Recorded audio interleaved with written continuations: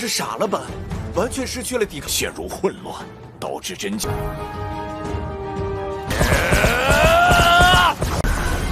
多少年了？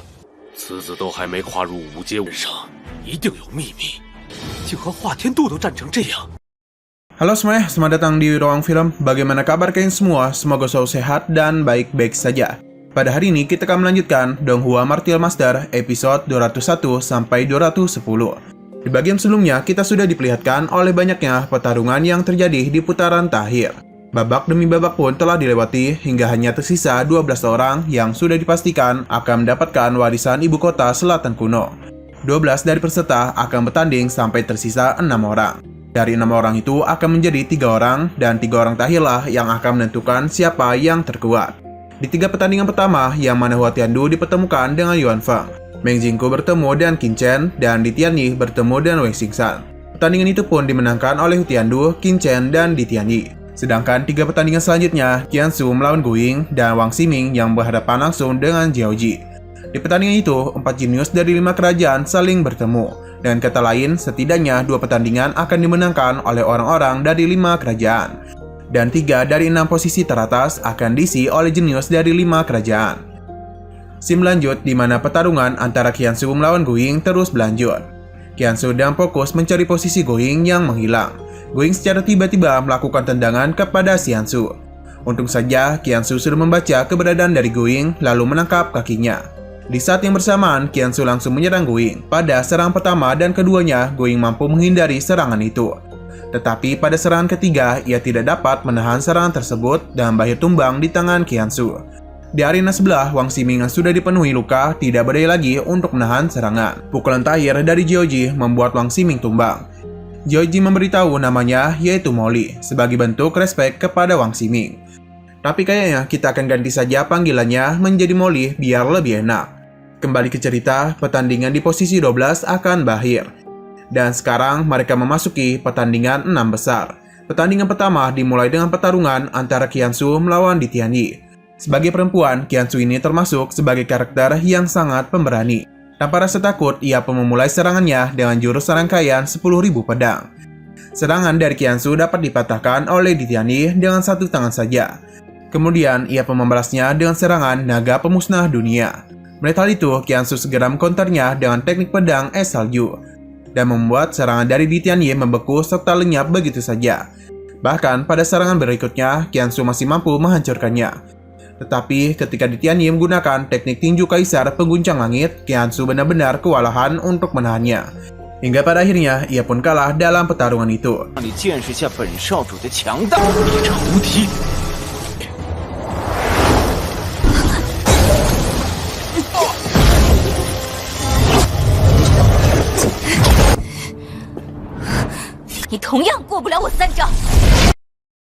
Berikutnya adalah pertandingan yang ditunggu-tunggu, yakni Hu Tiandu menghadapi Qin Chen. Sebelum terjadinya pertarungan, Hu Tiandu mengoceh sambil merendahkan praktisi 5 kerajaan dan menyuruh Qin Chen untuk menyerah saja. Lalu Hu Tiandu mulai melakukan penyerangan dengan serangan yang berupa sebuah tapak. Melihat serangan yang mengerikan itu, dengan santainya Qin Chen mematahkan semua serangan dari Hu Tiandu.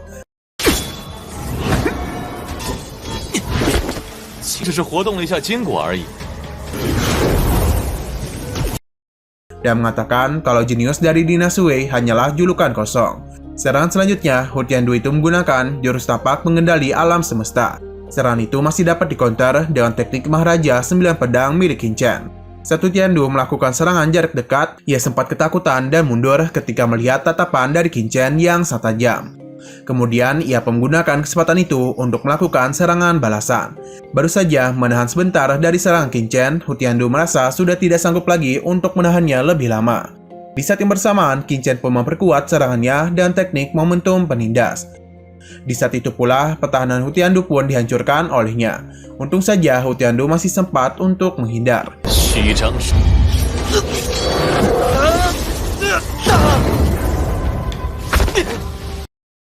Sesudah itu, Qin Chen kembali merendahkan Hu Tiandu. Ia berkata kalau Hu Tiandu terlalu kepedean untuk menyebut dirinya sebagai seorang jenius. Tak terima dengan ucapan Qin Chen, Hu Tiandu langsung menggunakan kekuatan sejati tingkat ancestor miliknya.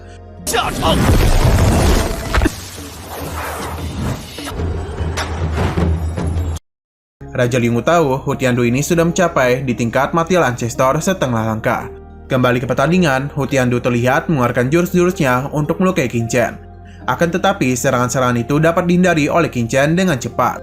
Bahkan ketika Hu Tiandu menggunakan serangan terbaiknya, Qin Chen masih dapat dengan mudah menghancurkannya. 不可能！天度刚才是安然无恙。 Hu Tiandu pun menjadi sangat terkejut karena tidak percaya kalau Qin Chen dapat menghentikan serangannya. Tak terima dengan hal itu, Hu Tiandu menyerangnya lagi dengan serangan beruntun. Seorang tetua melihat kalau kekuatan Hu Tiandu terus-menerus meningkat. Menurutnya, teknik tubuh abadi dari sekte Liu Xian dapat merangsang potensi tubuh dalam waktu yang singkat. Tidak itu saja, hal itu juga dapat meningkatkan 2 kali lipat kekuatan spiritual. Kembali ke pertarungan, setelah serangan yang diberikan oleh Hu Tiandu selesai, Tetua Hao menyadari kalau Qin Chen sengaja mengulur waktu, supaya efek dari teknik tubuh abadi segera menghilang. Dan benar saja, di pertandingan itu, Hu Tiandu tak dapat lagi melakukan sebuah serangan, dikarenakan efek teknik abadi miliknya telah menghilang. Pada kesempatan itu, Qin Chen mampu mencapai puncak tingkat mistik hanya dalam satu gerakan. Tadi juga, Qin Chen pun memanfaatkan momentumnya itu untuk mengalahkan Hu Tiandu.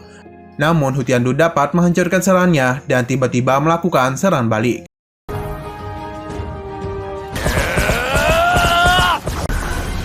多少年了，此子都还没跨入五阶身上一定有秘密，竟和华天度都战成这样。 Tak berselang lama, Hu Tiandu berencana menggunakan jurus yang pada awalnya hanya ingin dia gunakan ketika melawan Liu Shuang dan di Tiandi. Yang mana ternyata jurus itu adalah teknik penggabungan Bloodline. Para tetua dari kota Xin merasa Hu Tiandu adalah satu-satunya praktisi yang memiliki bloodline tubuh abadi di sekte Liu Xian selama ratusan tahun. Yang mana setidaknya itu adalah puncak bloodline kelas 4. Balik pertandingan, Hu Tiandu melakukan serangan dengan tekniknya. Meski begitu, Qin Chen hanya tersenyum ketika melihat serangan itu dan menggunakan bloodline gunturnya untuk mengcounter serangannya. Kali ini, Hu Tiandu pun terpental ke lantai arena akibat serangan dari Qin Chen. Namun itu bukanlah akhir dari pertandingan ini. Hu Tiandu dengan penuh amarah menggunakan sebuah teknik, yakni adalah teknik 9 surga abadi, yang membuat Hu Tiandu dan serangannya kembali meningkat. 9 surga abadi ada teknik rahasia terlarang dari sekte Liu Xian, yang membutuhkan darah dan kekuatan sejati untuk sekali menggunakannya. Hal itu juga menyebabkan kerusakan tubuh yang tak dapat disembuhkan. Di saat Hu Tiandu menyerangnya, Qin Chen mengadunya dengan teknik guntur 9 surga miliknya yang bahir seimbang. Kemudian Hu Tiandu mendesak Qin Chen dengan menyerangnya lagi. Meskipun begitu, serangannya itu masih dapat dihindari oleh Qin Chen. Dalam sekejap, Qin Chen menghilang dan tiba-tiba muncul dari belakang Hu Tiandu menggunakan batu inti. Qin Chen berhasil membuat Hu Tiandu terpental. Setelah itu, dengan sangat cepat, Qin Chen menyerangnya lagi sehingga membuat Hu Tiandu terluka. Waktu Hu Tiandu terbang ke arah Qin Chen untuk menyerangnya, bersamaan itu, Qin Chen menggunakan bloodline gunturnya yang membuat Hu Tiandu tersambar. Ketika Hu Tiandu terbanting ke lantai, Qin Chen menginjak kepalanya sambil berkata, "Pecundang yang kau sebutkan tadi sekarang mengalahkanmu." Tindakan Qin Chen itu telah membuat marah Tetua Hao. Ia pun mengancam akan memberikan sebuah bencana kepada 5 kerajaan. Tanpa rasa cemas, Qin Chen malah menantangnya. Di saat akhir, Hu Tiandu masih sempat-sempatnya untuk menyerang Qin Chen. Tapi dengan sangat mudah, Qin Chen menghindarinya lalu menendang Hu Tiandu sehingga pertandingan pun berakhir. 而且这古南都意志的实力，定手就要有送命的准备。 Selanjutnya adalah pertandingan Molly melawan Liu Shuang. Serangan pun dimulai oleh Molly. Walaupun begitu, serangan Molly tidak mengenainya karena teknik tubuh tanpa bayangan yang digunakan oleh Liu Shuang. Ternyata teknik itu membuat Liu Shuang tidak terlihat dan secara tiba-tiba sebuah serangan pun datang dari arah atas. 确实不弱，但击不中路。 Sesudah itu, Molly pun menggunakan kekuatannya yang sekilas mirip Susanoo-nya Sasuke. Dengan Susanoo-nya, Molly dapat menangkap keberadaan dari Liu Shuang dan melemparnya dengan sangat keras. Tentu hal itu membuat Liu Shuang kebingungan bagaimana cara Molly menemukan dirinya. Molly mengatakan kalau teknik Liu Shuang hanyalah teknik pengumpulan cahaya, serta metode penghalang pandangan untuk menahan napas. Molly juga meremehkan teknik yang dia gunakan. Jawaban dari Molly membuatnya marah dan ia pun menggunakan salah satu teknik andalannya, yaitu adalah teknik kipas 6 harmoni dan 8 kekacauan. Pada tekniknya, Liu Shuang menggunakan jurus 4 penjuru tirani. Serangan itu hanya ditahan satu tangan oleh Molly. Tanpa jeda waktu, Liu Shuang kembali menggunakan jurus 4 bidang terselubung. Tapi serangannya itu kembali ditahan oleh tinju Susanoo-nya. Di momen itu, Molly membalasnya dengan serangan iblis surga tiada tara.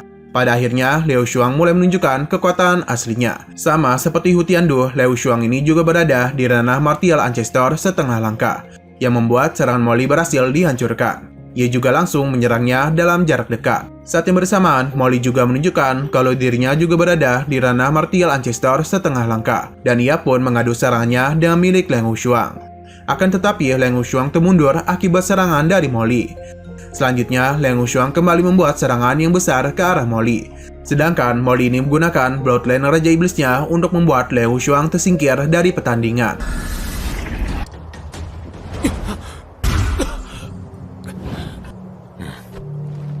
国竟有2人，那魔力9的5国贱民，怎么会是冷叔公？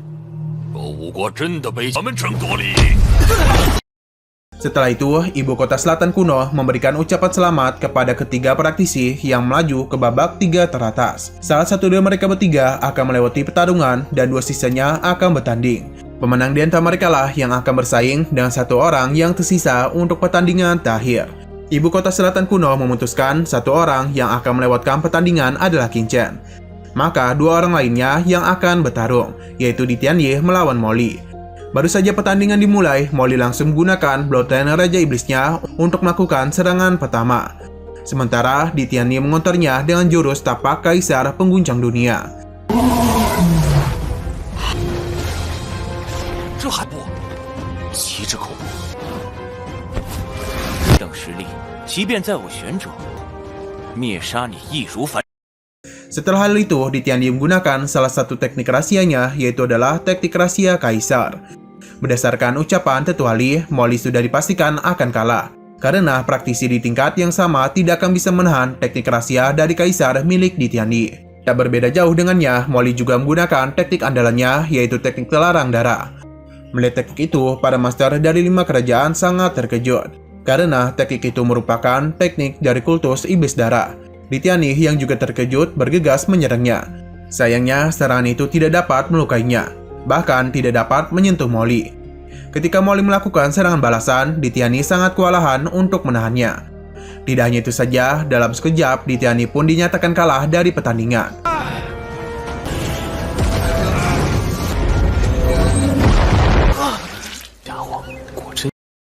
Di ronde final pertandingan terakhir ialah Qin Chen melawan Molly. Sebelum saling menyerang, Molly mengakui bahwa Qin Chen sangatlah berbakat. Maka dari itu, Molly mengundangnya bergabung atas nama sektenya sendiri. Jika Qin Chen bersedia, maka Qin Chen akan langsung dijadikan murid inti dan menikmati sumber daya tingkat tinggi. Qin Chen menjawab kalau ia akan mempertimbangkan hal itu andai saja Molly bersedia menyerah pada pertandingan itu untuk menunjukkan ketulusannya. Tapi tanpa berbasa-basi, Molly pun langsung mengeluarkan kekuatannya. Hal itu juga Qin Chen lakukan. Dengan sangat cepat, Qin Chen pun segera menyerangnya dengan pisau terbangnya.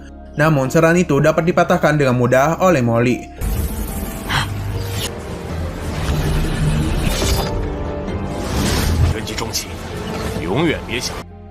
Pas Molly memulai pergerakannya untuk menyerang, Qin Chen juga tidak tinggal diam saja. Dengan Bloodline gunturnya, ia pun mampu membuat Molly cukup terpojok. Lalu dia pun memanfaatkan kesempatan itu dengan menggunakan teknik penggoyah mental.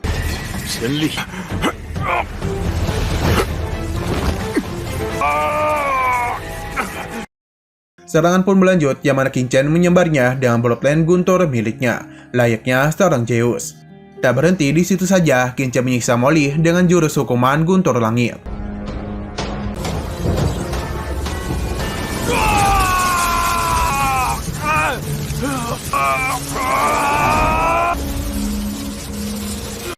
Tak berselang lama, semua serangan Qin Chen pada waktu itu dihancurkan oleh Molly. Ia juga terlihat sudah mulai serius dengan melepas topengnya.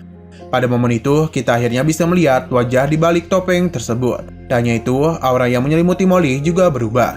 Yang sebelumnya berwarna ungu, sekarang menjadi warna merah. Pertarungan mereka kali ini terjadi dengan sangat sengit dan tempo yang sangat cepat. Molly juga menggunakan jurusnya yang dia gunakan mengalahkan Di Tianyi sebelumnya.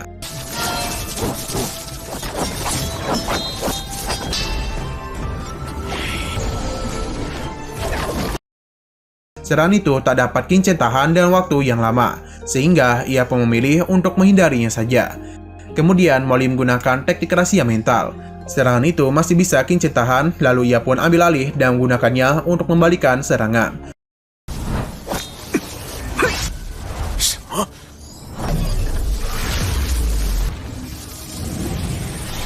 Pada saat serangan Qingchen dihancurkan, di belakang serangan itu sudah ada pisau terbang yang sedang mengarah ke Molly. Akibatnya, satu pisau terbangnya berhasil melukai Molly.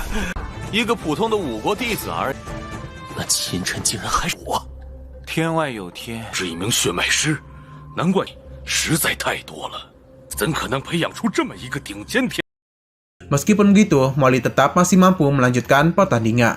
Ia pun langsung menggunakan Bloodline pembakar darah. Setelah itu, ia pun bergegas menyerang Qingchen.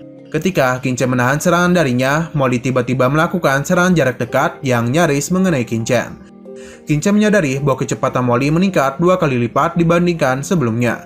Pertarungan di arena menjadi semakin dahsyat. Qingchen juga terlihat kewalahan untuk terus menahan serangan dari Molly. Yang Qingchen lakukan pada waktu itu hanyalah mencari celah untuk melakukan sebuah serangan. Karena masih belum bisa mengalahkan Qingchen, Molly pun mulai memperkuat dirinya lagi dengan menarik energi iblis ke dalam tubuhnya.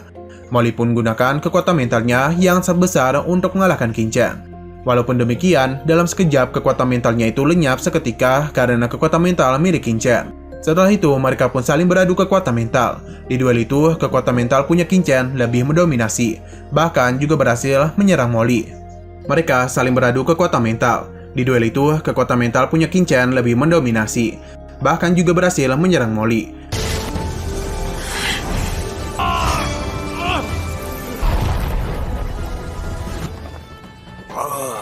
这傻了吧？完全失去了抵抗，陷入混乱，导致真气。 Dan seketika pertandingan pun berakhir. Qingchen tidak hanya memenangkan pertandingan, tapi juga berhasil mendapatkan peringkat pertama pada kompetisi 5 kerajaan. Ibu kota selatan kuno mengumpulkan 12 peserta yang mendapatkan peringkat 12 besar. Karena mereka akan diberikan kesempatan untuk mendapatkan warisan dari ibu kota selatan kuno. Tak berselang lama, langit-langit mereka menjadi gelap dan mereka semua dihadapkan dengan sebuah permainan langit berbintang. Ibu kota selatan kuno menjelaskan kalau semua bangunan kecil itu adalah bagian dari permainan langit berbintang yang ditinggalkan oleh nenek moyang ibu kota selatan kuno. Sejarahnya, ibu kota selatan kuno sebenarnya adalah salah satu kekuatan ras manusia di zaman kuno dunia Tianwu. Pada zaman itu, banyak seni bela diri dari dunia Tianwu yang terlahir. Bahkan ada para master yang meninggalkan dunia Tianwu dan melakukan perjalanan antar bintang. Tapi tepat ketika ras manusia dan dunia Tianwu saat makmur, tiba-tiba mendapatkan serangan invasi dari praktisi domain asing atau mungkin kita bisa sebut sebagai alien. Hal itulah yang telah membantai dunia Tianwu. Pada saat itu, orang-orang kuat dari ras manusia bangkit untuk melawan. Banyak kekuatan yang bergabung untuk melawan mereka, dan ibu kota selatan kuno adalah salah satu kekuatan penompangnya. Akan tetapi, kekuatan para alien itu terlihat sangatlah kuat. Pada akhirnya, beberapa dari mereka yang hilang kekuatan memutuskan untuk mengorbankan diri mereka sendiri. Yang mana hal itu juga meninggalkan sedikit percikan untuk umat manusia. Kemudian, situasi peperangan berubah. Para alien pun menarik diri dari dunia Tianwu demi menjaga percikan itu. Nenek moyang ibu kota selatan kuno mendirikan tempat warisan hanya untuk menjaga warisan ibu kota selatan kuno agar tidak terlupakan. Mendengar itu, Qingchen menjadi kebingungan dan bertanya-tanya karena berdasarkan perkataan kehendak ibu kota selatan kuno, ras manusia telah mengalahkan para alien dan mengusirnya dari benua. Tapi mengapa ada zaman kegelapan yang memotong sejarah lagi? Beberapa saat kemudian, ibu kota selatan kuno memulai pewarisannya. Ia pertama-tama memberikan sebuah benih spiritual berdasarkan hasil peringkat mereka. Ibu kota selatan kuno memberitahu kalau mereka harus memelihara benih dewa itu dengan kekuatan sejati. Setelah tumbuh, maka akan bergabung dengan kekuatan yang mereka miliki, yang membuat kekuatan mereka akan mendapatkan terobosan signifikan. Ibu kota selatan kuno juga meminta para peserta yang mendapat warisan untuk merahasiakan semuanya yang ada di tempat itu demi menghindari pertumpahan darah. Masing-masing dari mereka mulai memelihara benih dewa tersebut dan membuat kekuatan sejati mereka meningkat. 我的真理竟然可恶！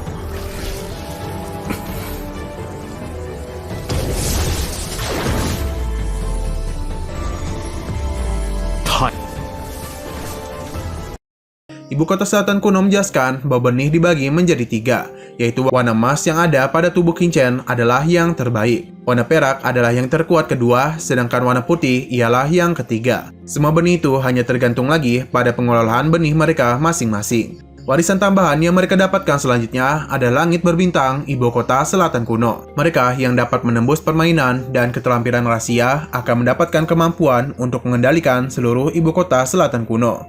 Masing-masing dari peserta memulai permainan tersebut. 看的是每个人的天赋和领悟，我一定要得到最强传承。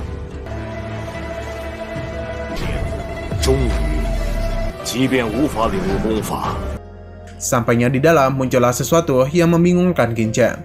Karena itu bukanlah sebuah formasi dan juga bukanlah sebuah rune, bahkan tidak seperti sebuah larangan. Qin-Chen menduga kalau itu adalah semacam pola rahasia. Tapi pola rahasia berhasil memahami pola itu dan membuat dirinya masuk ke level berikutnya. Di level kedua, Qin-Chen melihat sebuah pola rahasia yang dalam bentuk yang berbeda. Ia pun mulai berpikir kalau permainan langit berbintang dimaksudkan untuk menguji pemahaman dan pengetahuan pola rahasia. Ia pun melanjutkan untuk memahami pola rahasia itu. Tetapi secara tiba-tiba Qin-Chen menyaksikan suatu hal yang tidak dapat dijelaskan sama sekali. Singkat waktu, Qin-Chen telah memasuki level ke-7. Ia berhasil menemukan sebuah pola yang sudah rusak. Kemudian, ia pun mulai memperbaikinya sesuai dengan pemahaman dan kemampuan yang ia dapatkan pada level-level sebelumnya. Setelah diperbaiki, ia pun tiba-tiba menghilang begitu saja. Dan scene pun tiba-tiba berganti ke daerah pinggiran sungai berwarna emas. Di saat Qin-Chen mencoba menyentuhnya, ternyata itu merupakan sebuah sungai kekuatan sejati. Pada level ini, Qin-Chen pun langsung mencoba untuk menyerap semua energi sejati. Akan tetapi, ia malah ditarik oleh sungai tersebut, dikarenakan kekuatan sejati sungai itu bertentangan dengan dirinya. Lalu, Qin-Chen mulai memperbaikinya dan melanjutkan menyerap kekuatan sejati pada sungai energi sejati. Hanya dalam waktu yang singkat, kekuatan energi sejati Qin-Chen mulai meningkat. Di saat yang bersamaan, Bloodline Guntur milik Qin-Chen mengubah kekuatan sejatinya.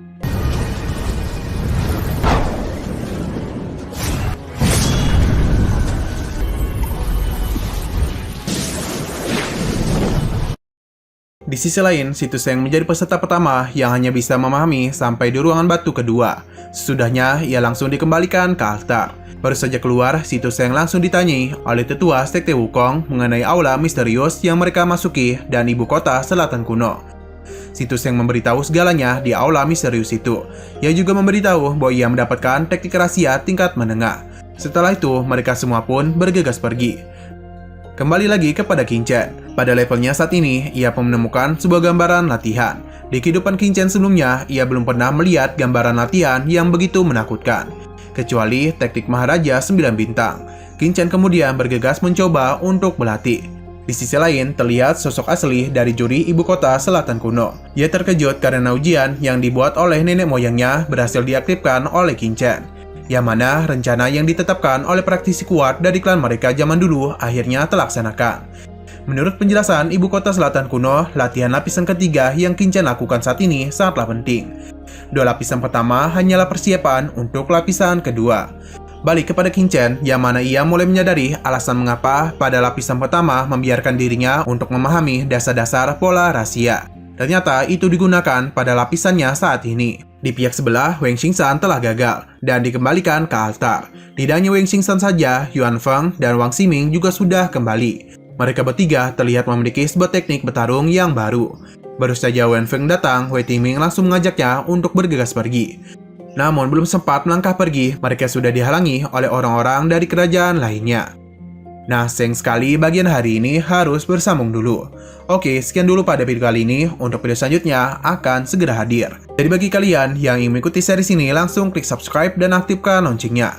Oke, terima kasih yang sudah menonton video sampai habis. Jika kalian suka pada video ini, klik like dan share ke teman-teman kalian tentang channel ini. Dan ditunggu aja kelanjutannya. Oke, sampai jumpa di video selanjutnya.